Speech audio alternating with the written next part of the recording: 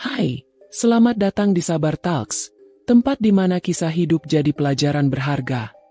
Kalau kamu suka cerita yang menyentuh hati, klik subscribe sekarang juga ya. Jangan lupa like videonya, dan tulis di komentar kamu nonton dari mana. Siapa tahu, ada teman satu kota di sini. Dan sekarang, mari kita mulai kisah hari ini. 3 bulan telah berlalu sejak aku meninggalkan rumah megah itu. Sejak hari di mana aku menutup pintu di belakangku dan berjanji pada diriku sendiri untuk tidak lagi menoleh ke belakang. Namun, janji itu ternyata tidak semudah yang kupikirkan. Namaku Alia.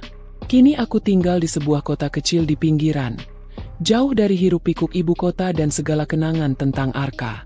Setiap pagi aku bangun lebih awal, berjalan kaki menuju toko bunga di ujung jalan, tempatku bekerja sekarang. Lingkungan ini berbeda, jauh lebih sederhana, dan seharusnya lebih menenangkan. Tapi hatiku masih seperti rumah kosong, dingin, dan penuh gema dari masa lalu yang tak mau hilang. Aku mulai menyukai aroma bunga lili di pagi hari. Pemilik toko, Bu Ratna, sering bilang bahwa bunga bisa menyembuhkan luka hati. Aku hanya tersenyum mendengarnya, meski dalam hati aku tahu, tidak ada aroma bunga yang bisa menghapus bayangan seorang pria dari kepalaku.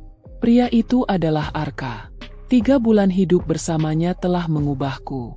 Aku datang sebagai gadis yang hanya butuh uang untuk menyelamatkan ayahku. Aku meninggalkan rumah itu sebagai perempuan yang membawa cinta yang tak selesai. Dan sekarang, aku berusaha keras menguburnya di balik rutinitas yang membosankan. Suatu sore, ketika aku sedang merapikan vas bunga di etalase, seorang pengantar pos datang. Untuk Alia, katanya sambil menyerahkan sebuah amplop putih tanpa nama pengirim. Aku membuka amplop itu perlahan. Di dalamnya hanya ada secari kertas dengan tulisan tangan yang rapi. Kau tidak bisa lari dariku, Alia. Tanganku bergetar membaca kalimat itu. Jantungku berdetak lebih cepat. Siapa yang menulis ini? Apakah ini dari Arka? Tapi kalau iya, kenapa terasa begitu mengancam? Aku buru-buru melipat kertas itu dan menyimpannya di saku. Tak ingin Bu Ratna melihat kegelisahanku. Namun sepanjang hari pikiranku tak bisa lepas dari tulisan itu.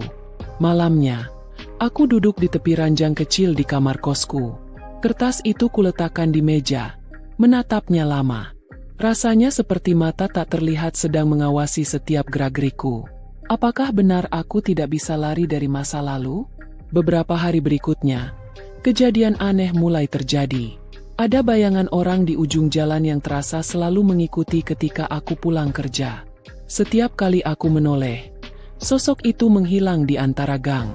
Telepon publik di depan kosku berdering keras suatu malam, dan saat kuangkat, tak ada suara di seberang. Hanya keheningan yang membuat bulu kuduku berdiri. Aku mulai takut. Suatu sore, ketika hujan turun deras dan toko sudah hampir tutup, aku melihat mobil hitam berhenti di seberang jalan. Kacanya gelap, tak terlihat siapa di dalamnya. Mobil itu tetap di sana sampai aku benar-benar masuk ke dalam kos. Siapapun yang mengawasiku, mereka tidak hanya sekadar iseng. Malam itu aku berbaring dengan mata terbuka lebar, mendengar bunyi hujan yang menabrak jendela. Pikiranku kembali ke Arka. Jika surat itu darinya, kenapa ia menulis seperti itu? Jika bukan, siapa yang tahu tentangku dan berani mengirim ancaman seperti ini? Hari berganti. Aku mulai terbiasa dengan rasa takut itu, tapi tetap waspada. Hingga suatu siang, aku mengantar pesanan bunga ke sebuah hotel tempat digelarnya pesta pernikahan. Aku membawa rangkaian bunga besar ke aula yang mewah, penuh tamu dengan pakaian indah. Saat aku berbalik untuk pergi, mataku menangkap sosok yang tak asing di antara kerumunan. Arka. Aku terpaku. Tubuhku membeku di tempat. Ia berdiri dengan jas hitam rapi. Rambutnya disisir ke belakang seperti biasa. Namun kali ini, wajahnya berbeda. Ada kelelahan yang jelas, dan sorot matanya. Sorot itu langsung menembus ke dalam dadaku. Arka melihatku, dan dalam hitungan detik, ia bergerak cepat mendekat. Alia, suaranya berat, lebih serak dari terakhir kali ku dengar. Aku mundur selangkah. Apa yang kamu lakukan di sini? Suaraku bergetar. Aku mencarimu kemana-mana, katanya tanpa basa-basi. Kita perlu bicara. Tidak ada yang perlu dibicarakan, sahutku dingin. Aku berbalik, melangkah pergi, mencoba mengabaikan gemetar di kakiku. Tapi Arka mengejarku. Tolong, hanya sebentar. Aku berhenti di pintu, menoleh sebentar. Jangan ikuti aku. Arka diam, tapi tatapannya tetap mengikutiku saat aku pergi. Perjalanan pulang terasa lebih panjang dari biasanya. Aku memeluk diriku sendiri di dalam angkutan kota, mencoba menenangkan gemuruh di dadaku. Tapi aku tahu satu hal, ini belum selesai. Di kamarku malam itu, aku duduk menatap kalung berbentuk hati yang masih kusimpan di laci. Kalung yang dulu diberikan Arka sebagai simbol bahwa ia ingin melihatku sebagai Alia, bukan bayangan perempuan lain. Tapi sekarang, apakah kata-kata itu masih berarti? Di luar, suara hujan turun deras lagi. Dan di sela suara itu, entah kenapa, aku merasa seseorang berdiri di luar pintu kosku. Aku menahan napas. Tubuhku menegang di tepi ranjang, menatap ke arah pintu yang tertutup rapat. Jantungku berdetak kencang, seperti berteriak memperingatkan. Apakah ini perasaanku saja? Atau benar ada yang mengawasiku? Aku berusaha memberanikan diri, berjalan pelan mendekati pintu, menempelkan telinga pada kayunya. Hanya suara hujan, tak ada suara langkah kaki, tak ada ketukan. Namun perasaan itu tidak hilang. Perasaan bahwa aku tidak sendiri. Aku memutuskan untuk tidak membuka pintu. Apapun itu, lebih baik menunggu sampai pagi. Malam itu, aku tidur dengan lampu menyala, menggenggam ponselku erat-erat. Meski sebenarnya aku tidak tahu harus menelepon siapa jika sesuatu benar-benar terjadi. Pagi datang dengan cepat. Aku berusaha mengalihkan pikiran, meyakinkan diriku bahwa semua itu hanyalah paranoia. Namun ketakutan itu kembali menghantuiku ketika aku sampai di toko bunga. Di depan pintu toko, sebuah mobil hitam yang sama seperti kemarin terparkir tak jauh dari sana. Kenapa dari kemarin mobil itu ada di sini? Ya? Gumam Bu Ratna sambil melirik ke arah mobil itu. Aku hanya menggeleng, pura-pura tidak peduli. Padahal dalam hatiku, aku yakin mobil itu memperhatikanku. Hari itu berjalan lambat. Setiap jam terasa panjang. Dan ketika toko akhirnya tutup, aku menyiapkan diri untuk perjalanan pulang. Tapi saat aku keluar dari toko, hujan turun lagi. Lebat, seperti semalam. Aku mendesah, memutuskan menunggu sebentar di beranda toko. Saat itulah sebuah suara yang sangat kukenal menyapaku. Alia! Aku berbalik cepat. Arka berdiri di sana, basah kuyup, tanpa payung. Kemeja putihnya menempel pada tubuh. Wajahnya lelah namun sorot matanya tetap sama seperti terakhir kali kulihat. Intens, menembus. Kita perlu bicara, katanya. Aku mundur selangkah, kaget sekaligus marah. Kenapa kamu ada di sini? Kenapa kamu mengikutiku? Aku tidak mengikutimu. Aku mencarimu. Ia maju selangkah, tapi aku mengangkat tangan, menghentikannya. Pergi, Arka. Aku tidak mau membicarakan apapun, ucapku dingin. Namun ia tetap berdiri di sana, seperti patung yang menolak bergeser. Aku tidak akan pergi sampai kamu mendengarkanku. Aku memutar mata, mencoba menahan amarah. Apa lagi yang mau kamu katakan? Bukankah semuanya sudah jelas? Aku sudah pergi. Kita sudah selesai. Tapi aku tidak selesai, katanya cepat. Kata-katanya seperti peluru yang menghantamku. Aku menatapnya, berusaha membaca wajahnya. Apa yang sebenarnya ia mau dariku? Kenapa kamu datang ke sini? Tanyaku akhirnya. Suaraku lebih tenang tapi penuh tuntutan. Arka menghela napas, menatap tanah sejenak, lalu kembali menatapku. Karena aku tahu kamu dalam bahaya. Aku mengerutkan kening. Apa maksudmu? Alia, suaranya semakin dalam. Sejak kamu meninggalkan rumah itu, aku tahu ada orang yang mengikuti kamu. Mobil hitam yang sering kamu lihat. Orang yang mengirimi kamu surat. Aku tahu siapa mereka. Tubuhku merinding. Kamu tahu? Ia mengangguk. Mereka orang-orang yang dulu mengincar Amara. Setelah dia meninggal, mereka berhenti. Tapi setelah kamu muncul, mereka mengira kamu bisa menjadi kunci untuk menghancurkan aku. Aku menatapnya tak percaya. Kunci? Apa maksudmu? Arka mendekat selangkah. Alia, kamu pikir pernikahan kontrak kita dulu hanya untuk urusan bisnis? Aku menikahimu juga untuk melindungimu. Kamu tidak mengerti seberapa berbahaya mereka. Aku merasa kepalaku berputar. Semua yang kukira sudah selesai ternyata baru permulaan. Jadi selama ini kamu menyembunyikan semua ini dariku. Karena aku tidak ingin kamu takut. Jawabnya cepat. Aku menatapnya dengan mata berair. Kamu pikir aku tidak berhak tahu? Kamu pikir aku hanya bisa menjadi bagian dari rencana tanpa tahu apapun? Arka mendekat lagi. Suaranya lirih. Aku hanya ingin kamu selamat.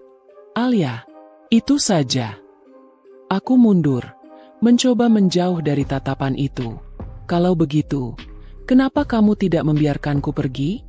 Kenapa kamu harus muncul lagi sekarang? Karena mereka akan semakin mendekat.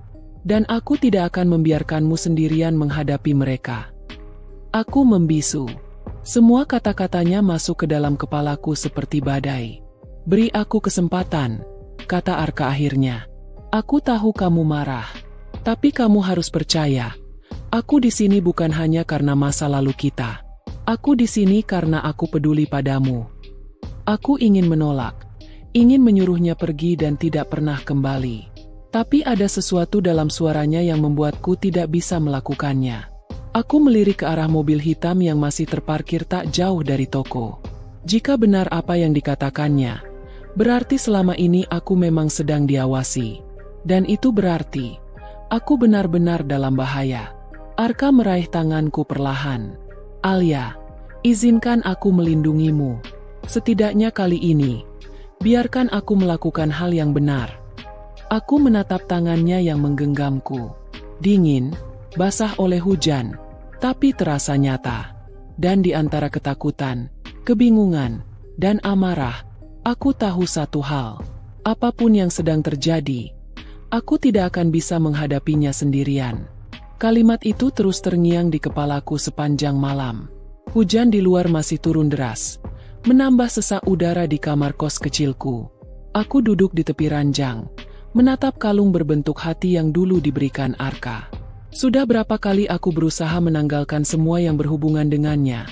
Tapi entah mengapa selalu berakhir dengan aku menggenggamnya lagi. Arka bilang ada orang-orang yang mengincarku. Dia bilang aku dalam bahaya. Seharusnya aku tidak percaya begitu saja.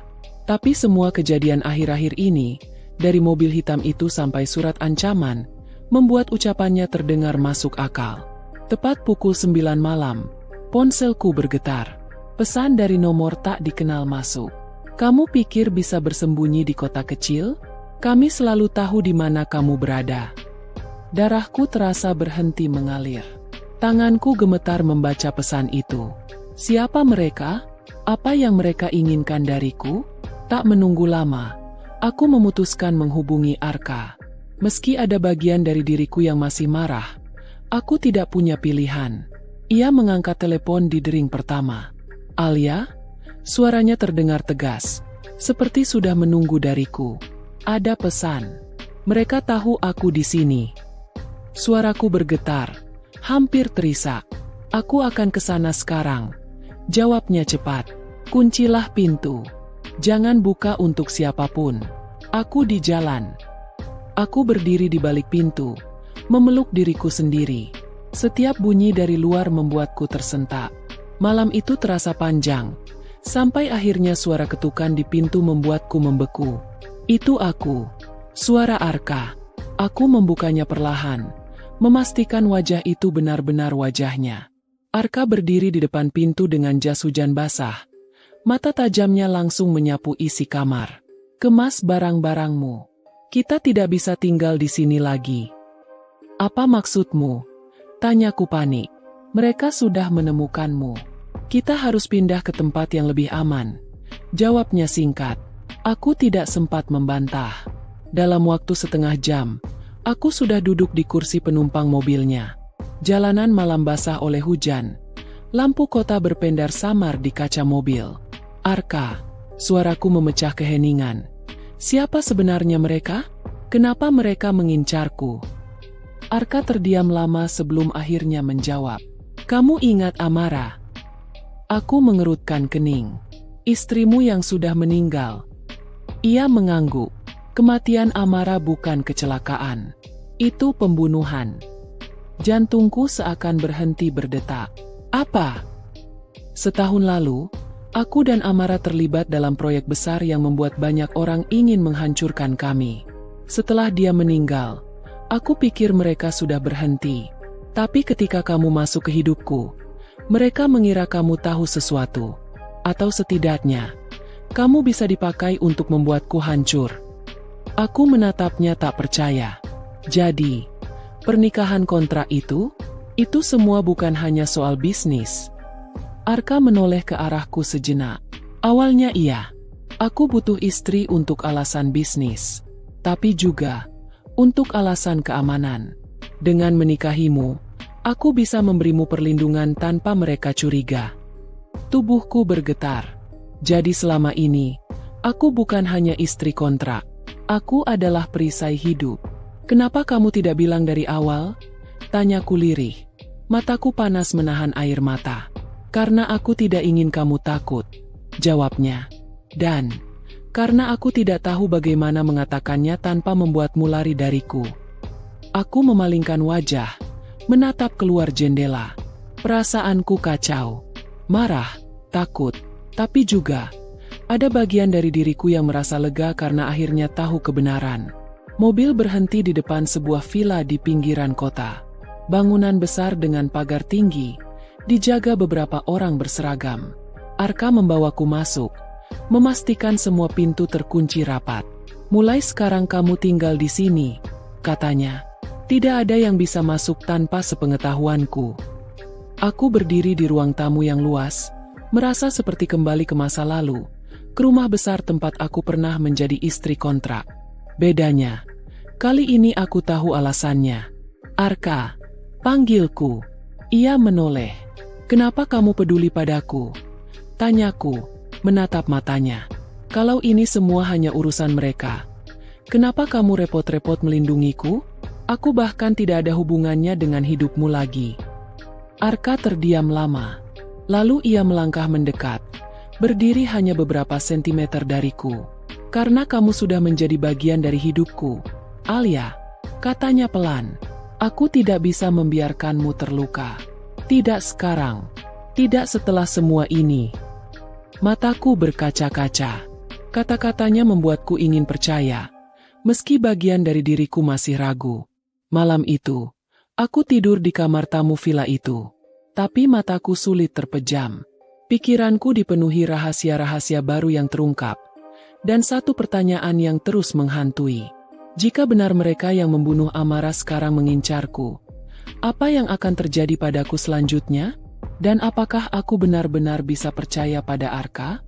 Pertanyaan itu terus bergema di kepalaku ketika matahari pagi masuk melalui jendela besar kamar villa ini. Aku duduk di tepi ranjang, menggenggam selimut erat-erat seperti itu saja bisa memberiku rasa aman. Semalaman aku tidak benar-benar tidur. Setiap kali aku memejamkan mata, bayangan pesan ancaman dan wajah orang-orang asing yang mungkin mengincarku selalu muncul. Pagi itu, Arka sudah ada di ruang tamu ketika aku turun. Ia mengenakan kemeja biru yang rapi, berdiri di depan jendela besar sambil menatap halaman. Wajahnya terlihat tegas, tapi sorot matanya menunjukkan sesuatu yang lain, sesuatu yang berat. Kamu sudah bangun, katanya tanpa menoleh. Sejak lama, jawabku singkat. Aku berjalan ke arah meja makan, mencoba mengalihkan diri dengan sarapan yang sudah disiapkan entah oleh siapa. Arka berbalik dan berjalan ke arahku. Aku akan meningkatkan keamanan di sekitar villa ini. Mulai hari ini, 2 orang penjaga akan selalu ada di luar pintu kamarmu. Kamu tidak boleh pergi sendiri kemanapun. Aku mendongak, menatapnya. Aku bukan tahananmu. Alia, Ini demi keselamatanmu. Keselamatan. Aku tertawa pahit. Lucu sekali kamu bicara begitu. Kalau dari awal kamu jujur, aku mungkin bisa merasa aman. Tapi sekarang, rasanya seperti aku hanya bidak di permainanmu. Arka terdiam, menerima semua kata-kataku tanpa membantah. Tapi diamnya membuatku semakin geram. Kenapa kamu diam saja? Katakan sesuatu. Ia menghela napas panjang, lalu duduk di kursi seberangku. Karena kamu benar. Aku salah. Aku pikir aku bisa melindungimu tanpa membuatmu takut, tanpa membuatmu tahu. Tapi aku lupa. Kamu bukan orang yang bisa diperlakukan seperti itu. Kata-katanya membuat dadaku sedikit bergetar. Tapi aku tidak ingin luluh begitu saja. Kalau kamu benar-benar peduli, kenapa kamu tidak biarkan aku pergi? Aku bisa kembali ke hidupku sendiri. Aku tidak mau terus terjebak di sini, di tengah semua masalahmu. Arka menatapku tajam, lalu mendekat sedikit. Kalau kamu pergi sekarang, mereka akan menemukanku lebih cepat dari yang kamu kira. Mereka tahu kamu terhubung denganku. Jika kamu di luar tanpa perlindungan, kamu bukan hanya akan terluka, kamu mungkin tidak akan selamat. Tubuhku menegang. Kata-kata itu tidak terdengar seperti ancaman, tapi seperti kenyataan pahit yang harus kutelan. Sebelum aku sempat merespons, suara dering ponsel Arka memecah keheningan. Ia mengangkatnya cepat. Wajahnya berubah serius. Ya. Pastikan dia tidak masuk. Jangan biarkan siapapun mendekat. Aku menatapnya dengan panik. Ada apa? Orang-orang itu. Jawabnya cepat. Mereka sudah mencoba mendekati villa ini. Jantungku berdetak kencang. Aku berdiri, memeluk diriku sendiri. Rasanya dinding villa ini yang semula kokoh kini seperti kaca tipis yang bisa pecah kapan saja. Arka menutup telepon, lalu menatapku. Ini sudah lebih buruk dari yang kubayangkan. Mereka benar-benar mengincarmu. Aku melangkah mundur. Kenapa? Kenapa aku? Arka? Apa mereka pikir aku tahu sesuatu? Aku bahkan tidak mengerti apa yang sedang terjadi. Arka mengusap wajahnya, seperti berusaha menahan beban yang terlalu berat. Mereka mengira kamu tahu apa yang terjadi pada Amara. Mereka pikir aku memberitahumu sesuatu. Dan kalau aku tidak menyerahkanmu, kalau tidak menyerahkan aku, suaraku meninggi. Mereka akan apa? Membunuhku. Arka menatapku dengan mata berkaca-kaca. Sesuatu yang jarang kulihat darinya. Mereka akan mengambilmu. Dan aku tidak akan membiarkan itu terjadi. Aku terdiam. Hatiku campur aduk. Marah, takut. Tapi juga terenyuh melihat sisi Arka yang rapuh. Tapi bagaimana kalau aku tidak mau tinggal di sini? Bagaimana kalau aku tidak mau ikut permainanmu? Arka berdiri, mendekatiku. Kalau kamu pergi, kamu akan mati, Alia. Kata-kata itu menghantamku seperti petir. Tak ada ruang untuk membantah. Tubuhku lemas, lututku hampir goyah. Arka mengulurkan tangannya, menyentuh bahuku dengan lembut. Aku tahu kamu benci berada di sini. Aku tahu kamu benci aku. Tapi biarkan aku memperbaiki semuanya. Biarkan aku melindungimu. Kali ini dengan cara yang benar. Aku menatapnya, mencoba menemukan kebohongan di matanya. Tapi yang kulihat hanyalah kesungguhan. Air mataku jatuh tanpa bisa kutahan. Arka, aku tidak tahu apakah aku bisa mempercayaimu lagi. Arka menunduk. Suaranya lirih. Kalau begitu, percayalah pada dirimu sendiri, bahwa kamu berhak hidup. Dan aku, hanya akan menjadi orang yang memastikan itu terjadi. Sebelum aku bisa menjawab, suara gaduh dari luar membuat kami berdua terlonjak. Suara langkah cepat para penjaga, teriakan singkat, dan bunyi tembakan peringatan. Arka segera menarik tanganku. Ke kamar. Kunci pintunya. Jangan keluar sampai aku yang datang. Aku tak sempat bertanya apa yang terjadi. Arka sudah berlari keluar, meninggalkanku di tengah kepanikan. Aku berlari ke kamar, mengunci pintu, dan duduk di sudut, memeluk lututku. Telingaku berusaha menangkap setiap suara di luar. Suara orang berteriak, pintu berdebam, suara yang terlalu dekat. Untuk pertama kalinya, aku benar-benar percaya pada kata-kata Arka, bahwa aku memang sedang diburu. Dan mungkin, waktu kami untuk melawan tidak akan lama lagi. Aku mendengar langkah kaki berat berlarian di luar kamar, suara pintu dibanting, lalu teriakan yang membuat darahku membeku. Aku berdiri di balik pintu kamar, menggenggam gagang pintu erat-erat, mencoba menahan gemetar di tubuhku. Di luar sana, dunia terasa seperti runtuh.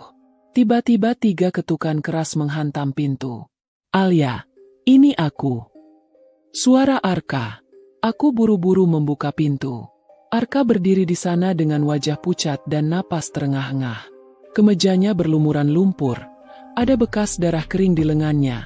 Entah milik siapa. "Kita tidak bisa tinggal di sini lagi," katanya cepat sambil menarik tanganku. "Mereka sudah tahu lokasi villa ini. Kita harus pergi sekarang." Aku hampir tidak bisa bernapas. Kemana? Tempat yang lebih aman. Tempat yang bahkan mereka tidak tahu. Kami berlari melewati lorong panjang villa yang kini berantakan. Beberapa penjaga tergeletak di lantai. Entah pingsan atau lebih buruk dari itu. Aku menahan tangis saat melihat mereka. Tapi Arka terus menarikku, tak membiarkanku berhenti. Kami masuk ke mobil yang sudah menunggu di belakang villa. Mesin menyala, dan mobil langsung melesat menembus gerbang belakang yang sudah setengah hancur. "Arka, siapa mereka?" Aku hampir berteriak. "Orang-orang yang sama yang membunuh Amara," jawabnya cepat tanpa menoleh. "Mereka tidak berhenti sampai mendapatkan apa yang mereka mau." "Dan apa itu? Apa yang mereka mau dariku?" Ia diam sejenak, menatap jalanan gelap di depan.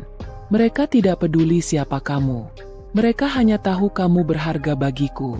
Dan itu cukup bagi mereka untuk menggunakanmu sebagai senjata." Dadaku terasa sesak. Jadi benar. Semua ini karena aku dekat dengannya. Mobil berhenti di sebuah gudang tua di pinggiran kota. Arka membawaku masuk ke dalam. Di sana sudah ada beberapa pria berpakaian sipil dengan wajah tegang. Mereka menunduk hormat pada Arka, lalu memandangku dengan penuh rasa ingin tahu. "Ini tempat sementara," kata Arka. "Tidak mewah, tapi aman." Aku berdiri di tengah ruangan dingin itu, memeluk tubuhku sendiri. Sampai kapan aku harus hidup seperti ini? Sampai kapan aku harus bersembunyi? Arka mendekat, mencoba menenangkanku. Sampai semuanya berakhir. Aku menatapnya dengan marah. "Dan kapan itu? Seminggu? Sebulan? Setahun? Arka, aku tidak bisa hidup begini selamanya." Ia terdiam, lalu menatapku dengan mata yang berisi luka mendalam. "Kamu pikir aku tidak lelah? Kamu pikir aku tidak ingin ini semua selesai? Alia, aku kehilangan segalanya karena mereka. Amara, hidupku, semuanya. Dan aku tidak mau kehilangan kamu juga." Hatiku bergetar mendengar kata-katanya. "Kenapa aku? Kenapa kamu tidak biarkan aku pergi sejak awal? Kalau kamu tahu ini semua berbahaya, kenapa kamu tarik aku ke dalam hidupmu?" Arka mengambil langkah mendekat. Jaraknya hanya tinggal beberapa sentimeter dariku. "Karena kamu satu-satunya yang membuatku merasa hidup lagi." Aku terpaku. Napasku tercekat. Kata-katanya membentur semua dinding yang kubangun selama ini. "Awalnya aku menikahimu untuk melindungi diriku. Tapi 3 bulan bersamamu mengubah segalanya. Aku tidak bisa kehilanganmu, Alia." Air mataku jatuh tanpa bisa kutahan. Aku ingin membencinya, ingin menolak semua ini, tapi hatiku berkata lain. "Arka." Suaraku bergetar. Aku tidak tahu apakah aku bisa bertahan dengan semua ini. Aku takut. Ia mengangkat tanganku, menggenggamnya erat. Aku juga takut. Setiap hari aku hidup dengan rasa takut kehilanganmu. Tapi kali ini, kita tidak lari. Kita hadapi mereka bersama. Sebelum aku sempat menjawab, pintu gudang tiba-tiba dibuka paksa. Seorang pria berpakaian hitam masuk dengan pistol teracung. Arka segera menarikku ke belakang tubuhnya, memberi isyarat pada anak buahnya. Kalian pikir bisa sembunyi dari kami? Suara pria itu berat dan dingin. Serahkan dia, Arka, dan mungkin kami biarkan kamu hidup. Aku gemetar, tubuhku kaku seperti batu. Arka berdiri tegak, menatap pria itu tanpa gentar. Kalian tidak akan menyentuhnya. Pria itu tertawa sinis. Kau masih berusaha jadi pahlawan? Bahkan setelah istrimu yang dulu mati karenamu. Kata-kata itu menghantamku seperti badai. Jadi benar, mereka inilah yang membunuh Amara. Arka mengambil langkah maju. Kalian akan mati sebelum bisa mendekatinya. Dalam hitungan detik, situasi berubah kacau. Anak buah Arka berusaha melawan. Suara tembakan meledak di udara. Arka menarikku ke belakang tumpukan peti, melindungiku dengan tubuhnya. Jangan lepaskan tanganku, katanya sambil menatap mataku. Aku menggenggam tangannya sekuat tenaga. Air mata membasahi pipiku. Di tengah kekacauan itu, hanya satu hal yang jelas di kepalaku. Aku tidak bisa pergi darinya. Entah bagaimana, entah kenapa. Meski semua ini berbahaya, meski semua ini salah, aku tahu aku tidak bisa lepas darinya.